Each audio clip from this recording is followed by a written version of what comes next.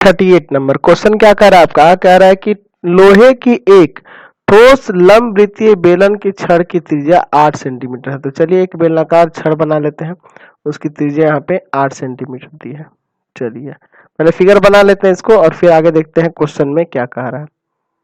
चलिए बेलन जैसा हो गया। अब इसकी त्रिज्या आपके पास कितनी दी गई है, तो 8 सेंटीमीटर दी गई है।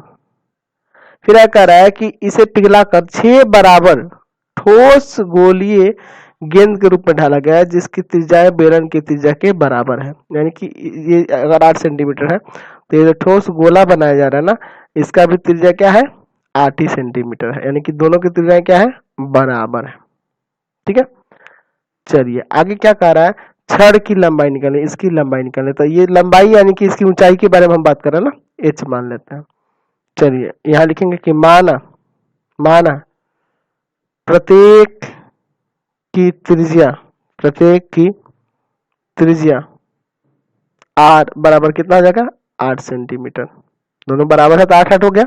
अच्छा, और इसकी लंबाई जो है, क्या नाम है, बेलन की लंबाई या ऊंचाई, बेलन की लंबाई जो है आपकी, बेलन की लंबाई वो हम लोग मान लेते हैं h।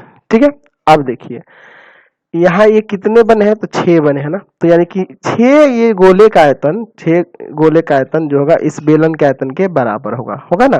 लिख सकते हैं कि बेलन का आयतन जो होगा, बेलन का आयतन वह 6 गुना गोले के आयतन के बराबर होगा ना, क्योंकि 6 गोले बन रहे हैं ना।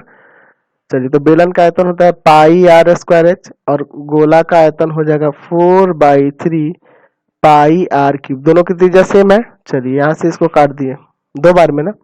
अच्छा देखिए ना, एक और काम करते हैं, पाई आर स्क्वायर को उधर लेके चल जाते हैं तो एच बराबर हो जाएगा 4 दूना 8 पाई आर क्यूब और बटा में पाई आर स्क्वायर। डायरेक्ट भी काट सकते थे, कोई दिक्कत नहीं है।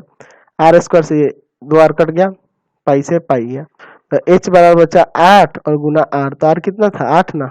चलिए यानी कि 64 सेंटीमीटर लंबाई आ जाएगी इस बेलनाकार छड़ की। समझ गए। चलिए अगला